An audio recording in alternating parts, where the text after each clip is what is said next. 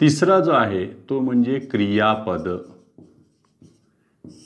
क्रियापदामधला सुद्धा आपल्याला धातूच घ्यायचा आहे आणि धातू ओळखणे सोपे आहे हो. त्याला आपण ने हे प्रत्यय लावून ओळखू शकतो. झाले. पण ने प्रत्यय लावून लिहून नाही काढायचं, नाही तर ते नावामध्ये रूपांतरित होऊन जाईल. झालं. या धातूपासून जे तयार होईल ते धातू साधित विशेषण म्हणून आपण वापरणार आहोत. तर त्याला कोणकोणती प्रत्यय लागू शकतात ते सुद्धा पाहूया आपण. जसं यांच्याकडं रा, री, रे. मी बघा पुल्लिंगी, स्त्रीलिंगी, नपुंसकलिंगी याचा अर्थ ते विकारीमध्ये आहेत. इथे घेतले बघा बरं मी हस. मग बघा मी याला ने लावून बघतो. हसणे ही कृती आहे. चला मग इथे घेतलं मी हसरी मुलगी, हसरे मुल, हसरा मुलगा आपण म्हणतो ना, त्याच्यामध्ये घेता येईल. पुढे आपल्याला तावाला सुद्धा घेता येईल. ता, ती, ते. हे सुद्धा त्याच्यात आलेत. मग इथे घेतलं मी पेटणे ही कृती आहे. तर मग लगेच म्हणणार अरे ती पेटती काडी विझव, ती लागली. झालं. ताती ते तुम्हाला वाहता. वाह हे पण कृती बघा. वाहता ओढा, वाहती नदी त्याच्यामध्ये घेता येईल. पुढे काकी के हे सुद्धा घेता येईल. जसं मी इथे घेतलं बघा पडणे, लगेच घेतलंय आम्ही बघा बरं पडका वाडा, पडकी भिंत, पडके घर त्याच्यामध्ये घेते काकी के मध्ये. त्याच्यात आऊ, आळू काय म्हणते सर, पुन्हा आलं सर आळू, आधी पण होतं एकदा. बरं या. टाकणे ही कृती आहे. तर त्याच्यापासून तयार झालं बघा बरं टाकाऊ वस्तूपासून टिकाऊ वस्तू तयार करणे. आळू त्याच्यामध्ये आले बघ बरं झोपणे ही जर कृती घेतली तर त्याच्यामध्ये बघ बरं झोपाळू मुलगा.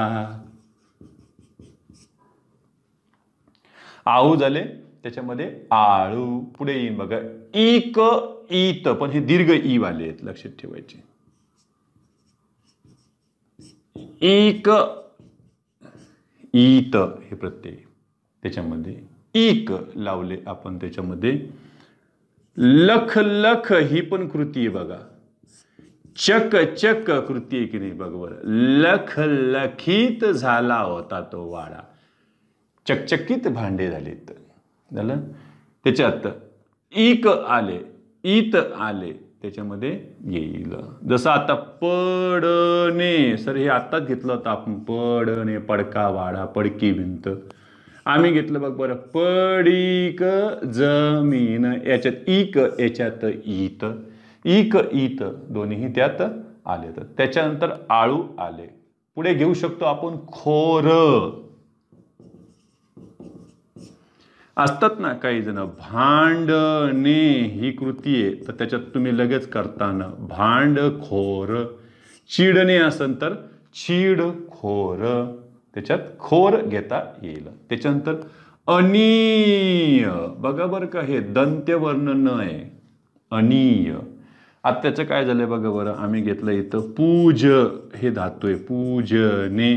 तर लगेच तुम्ही केलं बघा बरं त्याच्यात पूजनीय.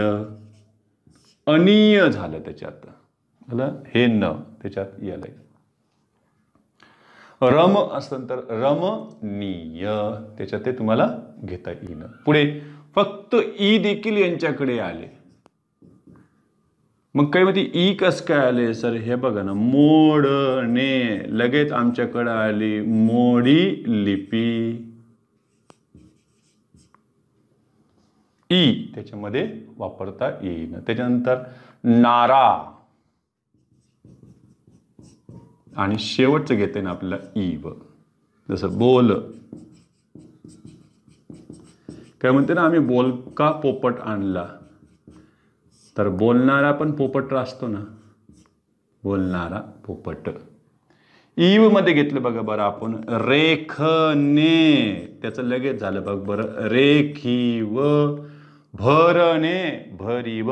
कोरणे कोरीव. ओतणे ओतीव त्याच्यात घेता येईल. ओतीव लोखंड असं जर आलं तर हे कशात चाललंय क्रिया विशेषणामध्ये क्रियापदामध्ये येईल धातू साधितामध्ये.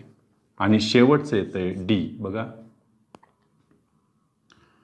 क्रिया विशेषण अव्ययापासून जे तयार होतील त्यांना अव्यय साधित विशेषण म्हटलेलं आहे.